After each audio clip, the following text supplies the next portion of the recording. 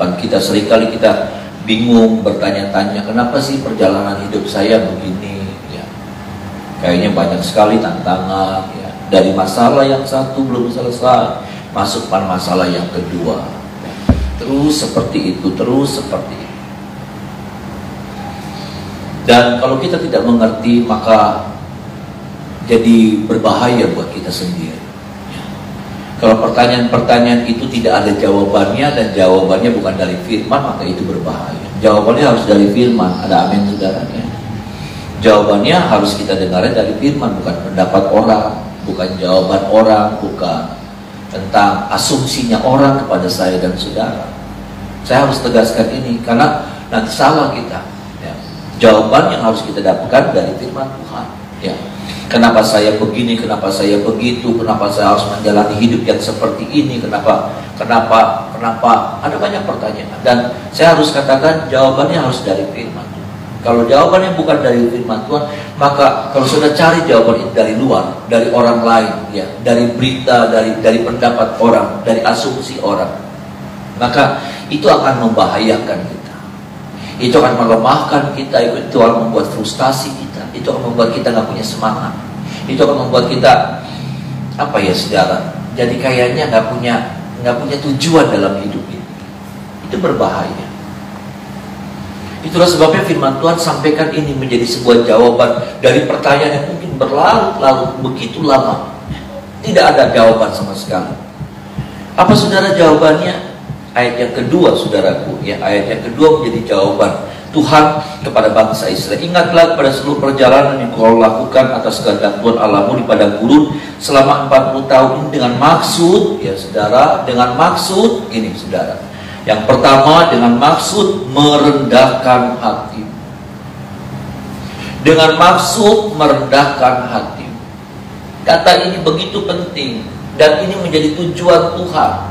Dalam setiap apa yang terjadi dalam hidup saya dan saudara, ada satu tujuan Tuhan dalam hidup saya dan saudara. Bukan lagi ngisengin kita, bukan lagi ngejahatin kita, bukan lagi apain kita, tetapi ada satu tujuan Tuhan, dan ini sangat besar sekali maknanya. Ini sangat penting sekali. Kata ini menjadi sesuatu yang harus ada dalam diri setiap orang. Kalau ini tidak ada, berbahaya, berbahaya. Itulah sebabnya terjadi banyak hal dalam hidup kita, proses demi proses, pengalaman hidup yang seringkali mengerikan untuk mengenang lagi nih saudara, untuk mengenang cerita atau mengenang masa di mana kita lagi mengalami kesulitan. Aduh, rasanya hati langsung gak enak gitu. Ya kan, kadang-kala seperti itu. Saya kalau mengenang beberapa tahun yang lalu, saya masih ingat tahunnya tahun apa. Ya, kadang-kala untuk ingat tahun ini, kalau saya dengar ada orang bilang tahun 90 berapa, kayaknya hati saya langsung nyut gitu.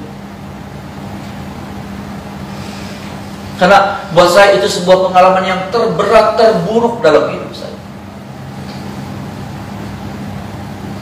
Tetapi itu harus ada, itu harus menjadi bagian, itu harus menjadi pengalaman hidup saya. Dan juga mungkin saudara-saudara mengalami keadaan-keadaan yang mengerikan, tidak mengenakan untuk dikenal. Tapi itu baik buat saya dan saudara. Untuk apa? Untuk apa? Ini kata yang penting, untuk merendahkan hati kita. Bisa bilang amin, saudara. Untuk direndahkannya hati kita. Karena kalau kita tidak memiliki hati yang rendah, berbahaya. Ternyata saya menyadari kalau saya tidak diproses sama Tuhan sedemikian rupa, berbahaya hidup saya. Keberhasilan saya itu akan membahayakan hidup saya. Keberhasilan itu akan membahayakan keluarga saya. Keberhasilan itu akan membahayakan orang lain. Kalau kita tidak dibentuk dulu, kita tidak diproses dulu untuk memiliki yang namanya kerendahan hati, maaf saudaraku, kita akan jadi orang yang berbahaya. Berbahaya untuk diri kita sendiri, untuk keluarga kita, mau itu istri, mau anak, mau orang tua, mau kakak adik, saudara. Berbahaya bagi orang lain yang kita jumpa. Berbahaya. Dan bahkan menjadi berbahaya buat Tuhan. Iya saudara. Iya. Ini serius.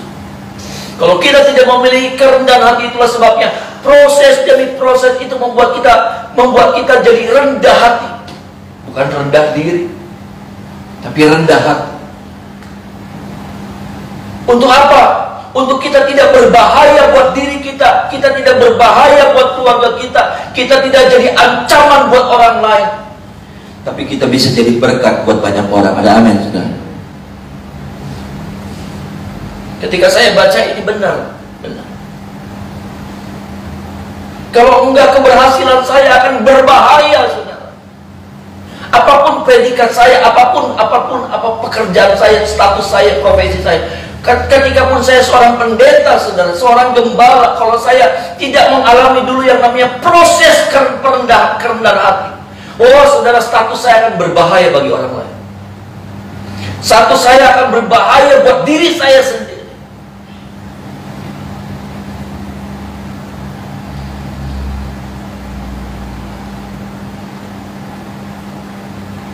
Gak gampang.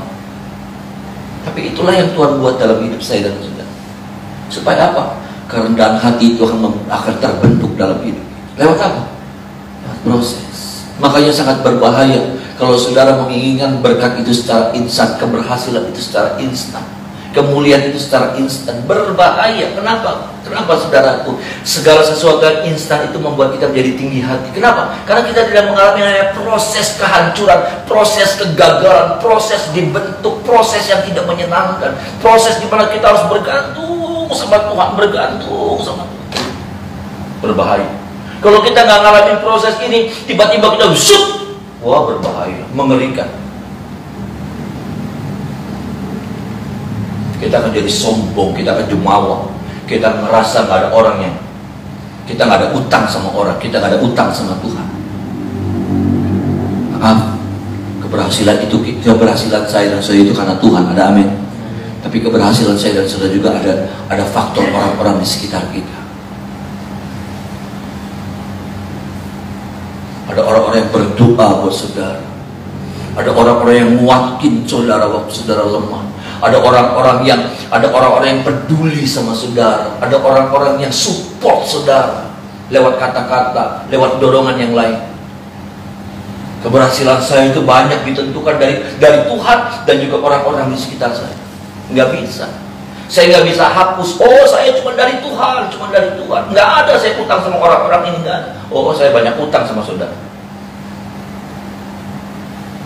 Saya banyak utang sama kakak-kakak saya, sama keluarga saya, sama jemaat, sama pelayan-pelayan Tuhan. Keberhasilan saya karena orang-orang yang ada di sekitar saya yang Tuhan tempatkan, Tuhan. Saya nggak bisa bilang,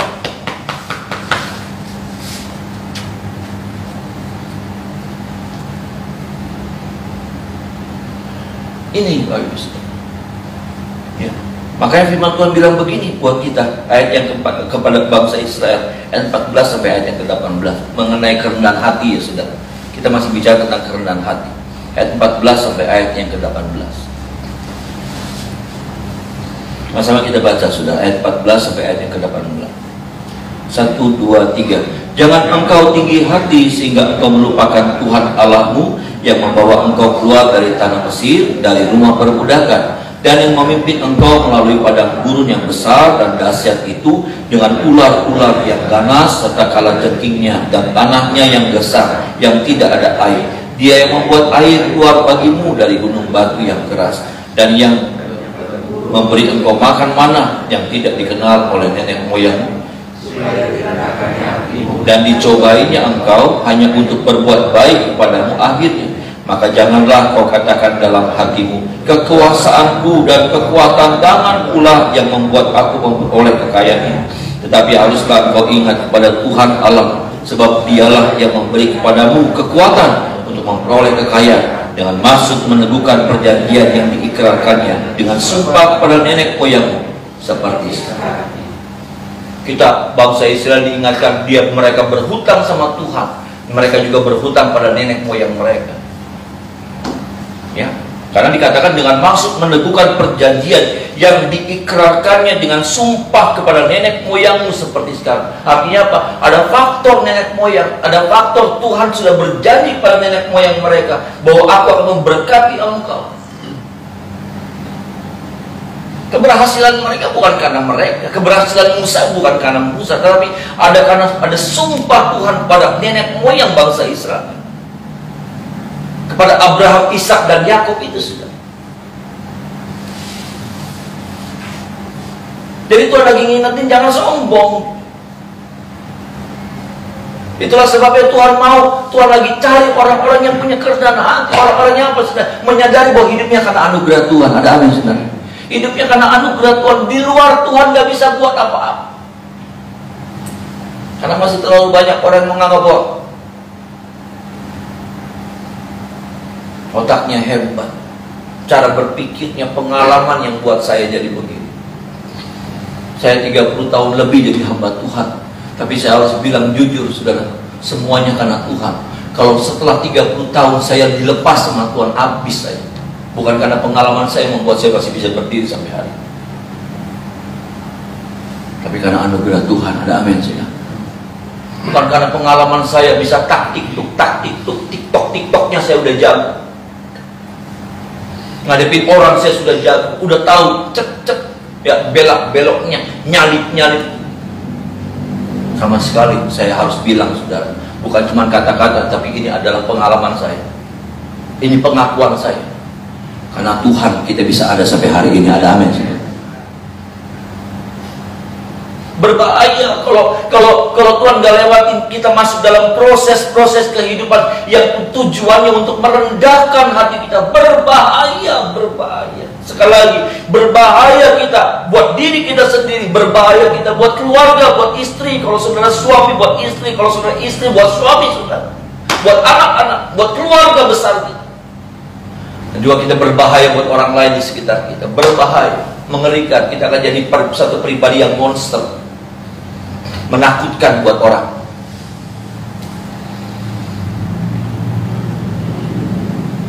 Saya kalau nggak dibentuk sama Tuhan, waduh jahat ya saudara. Kenapa? Karena untuk memiliki kerendahan hati itu harus mengalami proses. Tapi untuk memiliki yang namanya hati yang sombong, dia muncul dengan sendiri. Dia muncul dengan sendiri. Itu bahaya. Bahwa dalam diri kita tuh, tabiat asli kita itu adalah kesombongan. Kesombongan. Dan untuk adanya kerendahan hati, kesombongan itu harus dibabat habis dulu. Saya tidak bilang saya sudah jadi orang pribadi yang rendah hati. Proses itu masih terus berlanjut dalam hidup saya.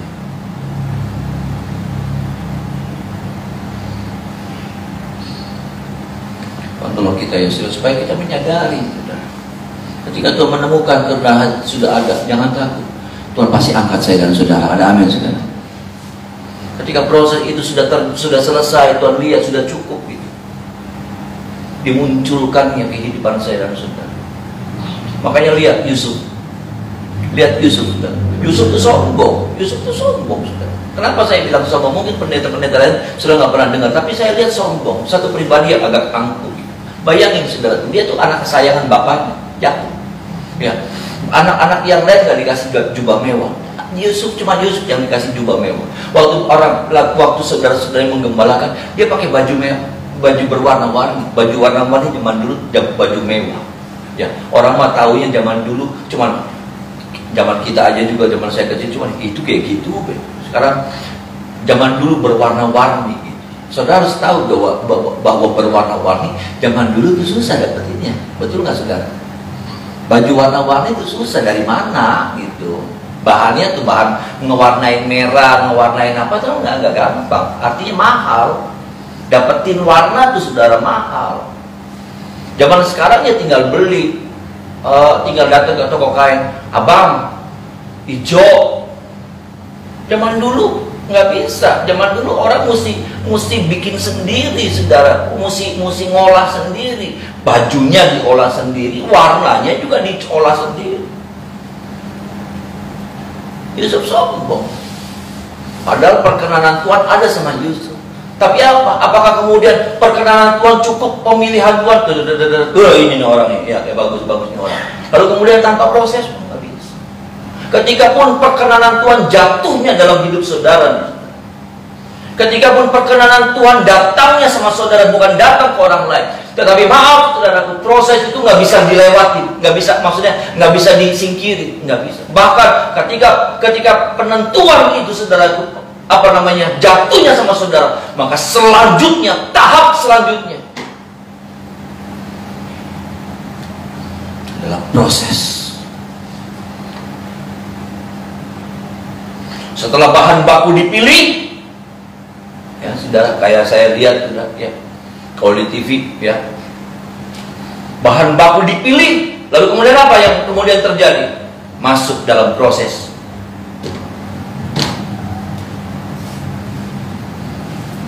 Dibentuk, dipotong, dihaluskan, diwarnai.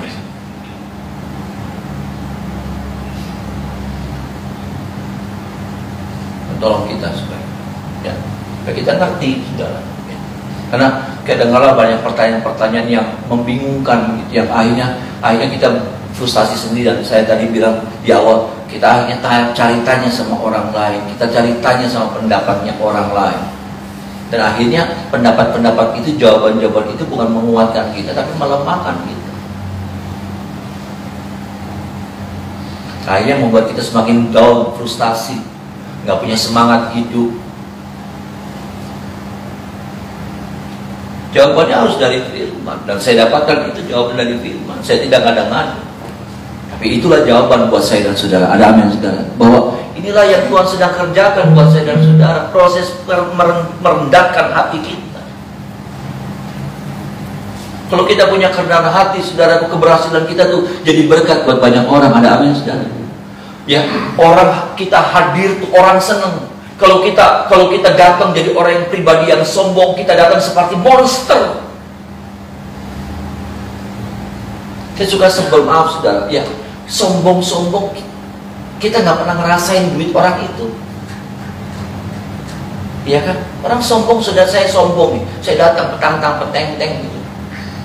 Ya, petang-tang peteng-teng.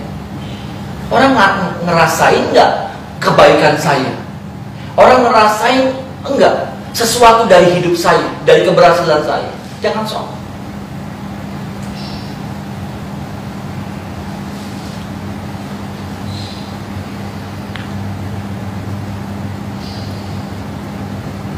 Karena akhirnya ya saudara, akhirnya kalau sampai kita seperti itu, nanti keberhasilan kita cuma sesaat. Benar saudara. Nanti keberhasilan saya akan sesaat. Keberhasilan saya akan sementara. Keberhasilan saya bukan seperti itu, dari kemuliaan kepada kemuliaan, tapi hanya sampai pada sebuah lonjakan sekali ya saudara, lalu kemudian turun. Saya sudah melihat kehidupan yang seperti itu banyak sekali.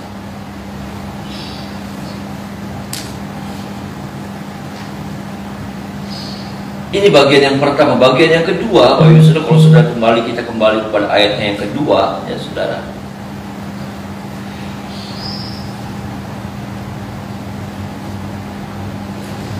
Sama-sama baca ayat yang kedua lagi, sudah. Sama-sama kita baca ayat yang kedua. 1, 2, 3. Ingatlah pada seluruh perjalanan yang kau lakukan atas kehendak Tuhan Allahmu di padang gurun selama 40 tahun ini, dengan maksud merendahkan hatimu dan mencobai engkau untuk mengetahui apa yang ada dalam hatimu, yakni apakah kau berpegang pada perintahnya.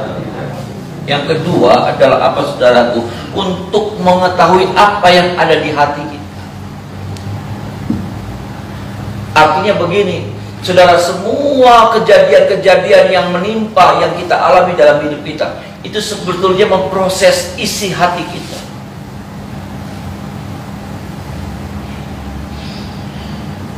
Memproses isi hati kita. Sampai apa saudaraku? Sampai Tuhan menemukan setiap hak hidup kita ditekan nih saudara ya. Hidup kita setiap kali ditekan, yang keluarnya itu. Tapi proses dulu nih saudara, hati ini diproses dulu ya. Hati kan di dalam ya, bicara sesuatu yang di dalam perasaan kita, saudaraku, pikiran kita, itu diproses dulu sama Tuhan. Sampai nanti satu saat, saudaraku, ketika kejadian yang berikutnya, yang keluar itu.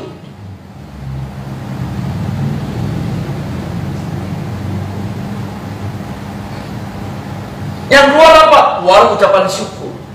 Yang keluar adalah apa? Sesuatu yang baik. Ketika hidup kita ditekan sekalipun, dikecewakan, dibuat jahat sama orang, dihina sama orang, tapi sampai Tuhan mau supaya waktu keluar itu kata-kata, keluar itu pikiran kita, yang keluar yang adalah sesuatu yang baik. Bisa bilang amin, saudara? Kayak odol, kayak odol. Odol, saudara, ya, saudara nggak bisa bilang begini nih, saudara. Sekarang berapa kali saya bilang katakan itu sampaikan ke jemaat. Kita nggak bisa bilang begini. Ketika kita ditekan sama orang, ketika kita diperlakukan nggak bagus sama orang, lalu kemudian akhirnya apa? Langsung kita maki-maki, langsung kita keluar kata-kata yang kotor, keluar sumpah serapah dan lain sebagainya. Kita bilang begini, ya keterlaluan sih uangnya, hari beli keterlaluan sih, kita beli mungkin enggak, saudara, enggak, salah. Hari kita dibeli di Bengkono sih, kita beli mungkin pisang, enggak, karena yang ada dalam hati kita, dalam hati saya itu masih kotor. Sekarang saya cuma mau tanya, saudara ambil odol, saudara ambil odol, saudara ludahin odol, tuh goblok, blesak ya. Terus saudara ya banting, lempar ke tembok ya saudara, celupin ke WC, celup ke WC, ya masih tutup, ya injek, lalu kemudian keluar buka tutupnya, injek. Saya cuma mau tanya sama saudara, setelah saudara memperlakukan odol itu dengan hal yang tidak baik itu, ya diejek, dicedonin, diapain gitu, sudah dipelototin, diapain, dimasukin ke lubang tinja, ya saudara.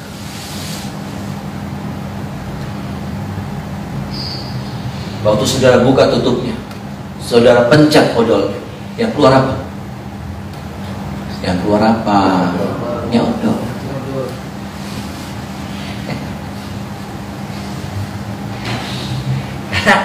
Karena memang isinya udah putih, atau isinya ada yang merah muda. Isinya nggak akan jadi rusak karena kata-kata kita, karena kita meludah. Kita pelototin sejam, apa ya? Dia nggak akan jadi hitam. Nanti ya saudara. Kalau sampai dia keluarnya hitam dan dia baunya nggak enak, karena memang isinya waktu dimasukin memang nggak bagus, memang udah rusak. Bukan karena perlakuan. Saya nggak bisa bilang kalau orang memperlakukan saya nggak bagus, lalu saya kemudian keluar yang jelek-jelek, keluar yang kotor-kotor, lalu saya bilang begitu, saya membenarkan diri saya dengan bilang bahwa keterlaluan. Saya harus bilang, sadarkan diri saya, karena memang pada dasarnya sebagian mungkin bersih, tapi sebagian saya masih biarkan hati saya kotor. Makanya waktu tekanan itu begitu hebat, akhirnya apa? Yang kotor yang dibawa itu terangkat, keluar dulu. Mungkin dia belum keluar, tapi ketika tekanan lebih keras lagi, yang dari bawah ini keluar.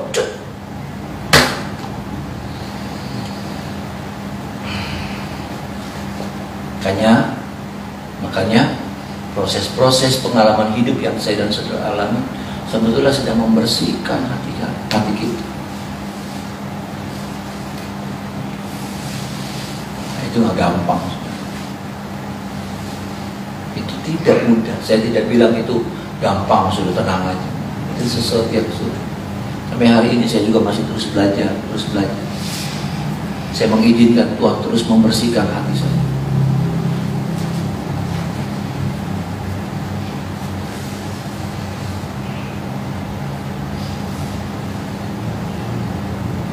Tolong kita ya sudah. Itu bukan sesuatu yang mudah soalnya. Sampai ketika tekanan berikutnya begitu hebat, begitu luar biasa, Tuhan mau itu sudah sampai yang hitam itu udah hilang, yang keluar yang putih, yang bau itu udah hilang, yang keluar yang wangi.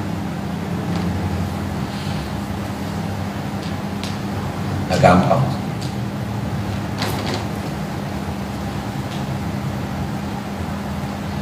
Nah itu terjadinya apa? Itu itu bukan dihasilkan cuma dari doa. Tuhan bersihkan hati saya, Tuhan sucikan hati saya, pikiran saya, Tuhan tolong, Tuhan basuh saya.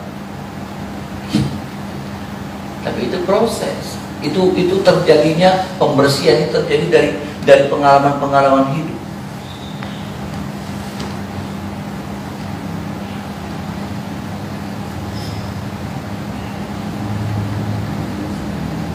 Tolong kita saudara supaya kita memiliki kualitas hidup yang seperti ini.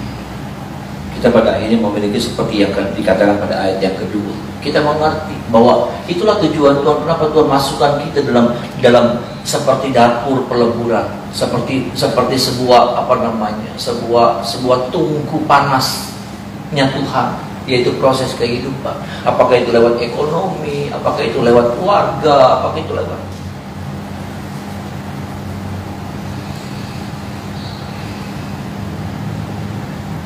izinkan Tuhan melakukan itu, saudara. Saya juga tidak gampang, saudara. Saya tidak bilang bahwa saya udah berhasil, enggak.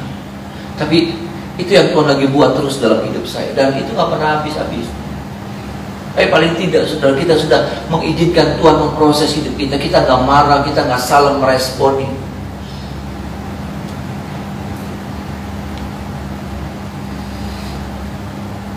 Berapa kali saya khotbah di depan banyak hamba Tuhan, saudara. Berapa kali saya sampaikan ini tentang proses Tuhan dalam hidup kita.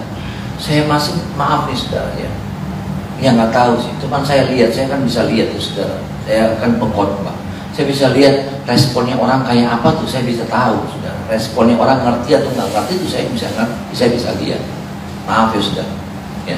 Responnya sudah diberkati atau enggak, nangkap saudara lagi ngelamun, terus balik apa ya, mangan docang enak. Tahu saudara, saya tahu muka saudara, mata saudara lagi membayangin apa gitu ya. Itunya sih nggak tahu, cuma lagi nggak konsennya tuh tahu. Ngerti nggak ngertinya tuh saudara, saya ngerti saudara. Kalau saudara lagi melayang-layang, saudara lagi ngeblank, mata sih melotot ke depan, tapi nggak. Saya di depan banyak hamba Tuhan tuh saudara. Ya. Amin saudara, nggak ngerti.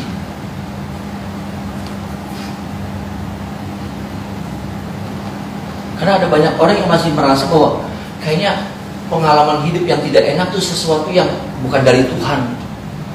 Sebuah pengalaman hidup yang gak enak tuh itu pekerjaan iblis terus. Pengalaman hidup yang gak enak tuh itu tuh perbuatan jahatnya manusia, yang harus dilawan, harus diperangi. Dan kalau Tuhan pakai orang-orang itu, saudara, untuk apa? Untuk memproses hidup kita.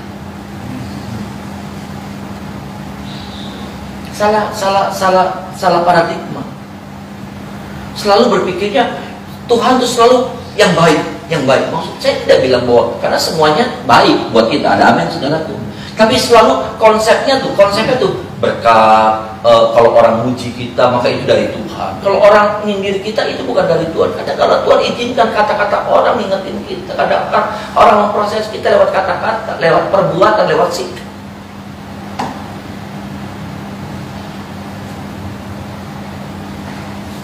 Kapan selesainya? Saya nggak tahu. Mungkin sampai mati.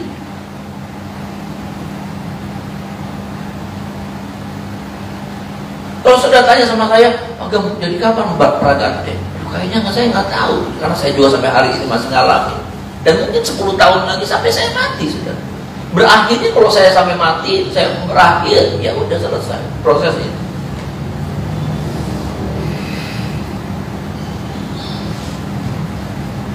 Tapi saya cuma mau bilang, ingetin, sadarlah saudara. Itu bukan cuma niatannya orang, itu bukan cuma perbuatannya orang. Tapi saya mau bilang, saya tidak bilang Tuhan dalam konteks yang jelek, tetapi itulah cara Tuhan memproses kita.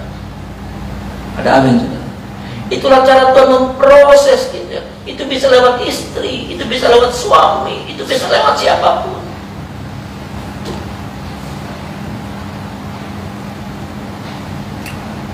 Yang kita harus selalu bilang begini, terima kasih Tuhan. Kalau ini dari Tuhan, saya mengucap syukur. Mana pasti mendatangkan kebaikan buat saya. Karena seringkali, setiap kali itu datang, kita responnya apa? Dari iblis nih, kamu dipakai sama setan ya, jin. Biar lagi kerasukan gondoruo gitu ya. Makanya ngeganggu kita. Betul saudara, Tuhan kadang-kadang iblis pakai begitu. Tapi saya mau bilang dalam kacamata iman kita, Tuhan izinkan, bukankah semuanya atas izin Tuhan? Ada amin saudara. Iblis ganggu kita kalau Tuhan gak izinin. Makanya waktu iblis mau ganggu Ayub, iblis harus minta izin sama Tuhan, dan Tuhan izinkan. Tuhan izinkan untuk apa? Untuk memproses Ayub, untuk membentuk Ayub, untuk mempermuliakan Ayub. Tuhan bilang satu rambut di kepala kita jatuh, Tuhan tahu. Apalagi sampai ada orang ganggu, robek perasaan kita, iris perasaan, masa dia nggak tahu? Tapi kalau dia izinkan itu terjadi, karena dia mau berbuat baik buat saya dan saudara. Amin. Karena ada satu tujuan.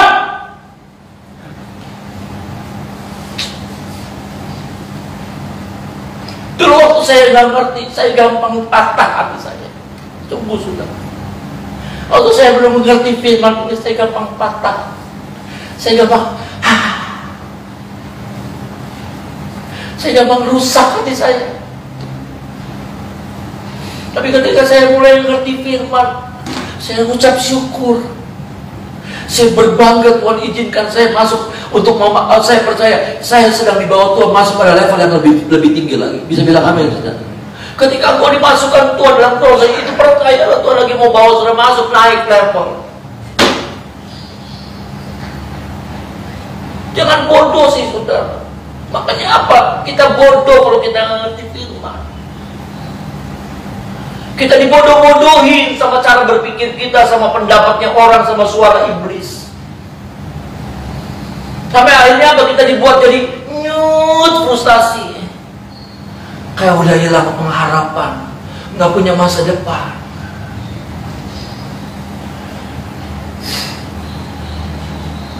Tolong ya saudara, kita kuat di dalam Tuhan. Karena semua yang terjadi itu baik buat saya dan saudara. Kemarin ada hamba Tuhan yang datang sama saya. Ya, saya kasih kekuatan, ya saya bagi pengalaman cerita saya nggak lagi bagi teori, saya cuma bagi pengalaman hidup saya.